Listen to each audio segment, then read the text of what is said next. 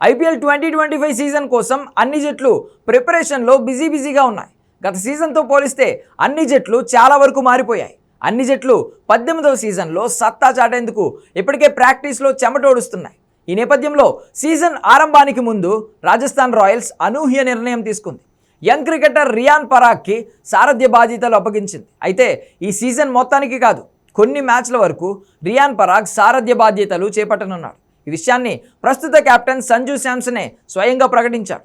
శాంసన్ ఇంకా పూర్తి ఫిట్నెస్ సాధించకపోవడమే దీనికి కారణం. ఈ సీజన్లో రాజస్థాన్ రాయల్స్ తొలి 3 మ్యాచ్లకు పరాగ్ కెప్టెన్. ఐపీఎల్ 2025లో రాజస్థాన్ రాయల్స్ తొలి మ్యాచ్లో ఈ నెల 23న సన్ రైజర్స్ హైదరాబాద్తో తలపడనుంది. ఆ తర్వాత మార్చి 26న కోల్కతా నైట్ రైడర్స్తో, మార్చి 30న చెన్నై సూపర్ కింగ్స్తో ఆడనుంది. ఈ 3 మ్యాచ్లకు రాజస్థాన్కు పరాగ్ కెప్టెన్. అప్పటి వరకు శాంసన్ పూర్తి ఫిట్నెస్ సాధిస్తే తిరిగి సారథ్య పగ్గాలు చేపడతాడు. ఛాంపియన్స్ ట్రోఫీకి ముందు ఇంగ్లాండ్తో జరిగిన T20 సిరీస్లో సంజు శాంసన్ గాయపడ్డాడు. ఆఖరి మ్యాచ్లో సంజు చేతికి గాయమైంది. అప్పటి నుండి వేలికి గాయంతోనే ఉన్నాడు.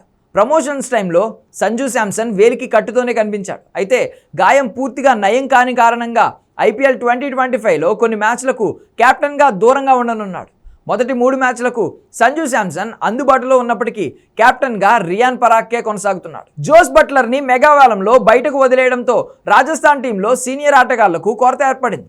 హిట్మైర్ ఉన్నప్పటికీ కెప్టెన్గా సక్సెస్ అవుతాడో లేదో తెలియదు. ఎస్ఎస్వి జైస్వాల్కు ఆ బాధ్యతలు అప్పగిస్తారని అనుకున్నప్పటికీ గత సీజన్లో అదరగొట్టిన రియాన్ పరాగ్ వైపే రాయల్స్ మేనేజ్మెంట్ మొగ్గు చూపింది. 2019 నుంచి రియాన్ పరాగ్ ఐపీఎల్లో రాజస్థాన్ రాయల్స్కు ఆడుతున్నాడు.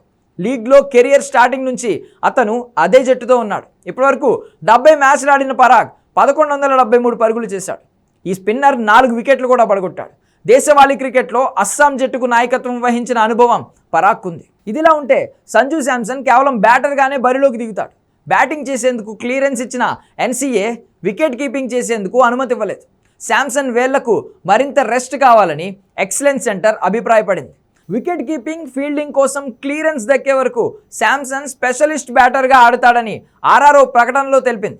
పూర్తిగా ఫిట్ అయిన తర్వాత మళ్ళీ సారథిగా శాంసన్ బరిలోకి దిగుతాడు. ఈ నేపథ్యంలో సంజు ఇంపాక్ట్ ప్లేయర్గా బరిలోకి దిగడం ఖాయమైంది. మరోవైపు కోహ్లీ తర్వాత ఐపీఎల్లో అతి పిన్న వయస్సులో కెప్టెన్సీ చేపట్టనున్నట్లు ప్లేయర్గా రియాన్ పరాగ్ నిలవనున్నాడు.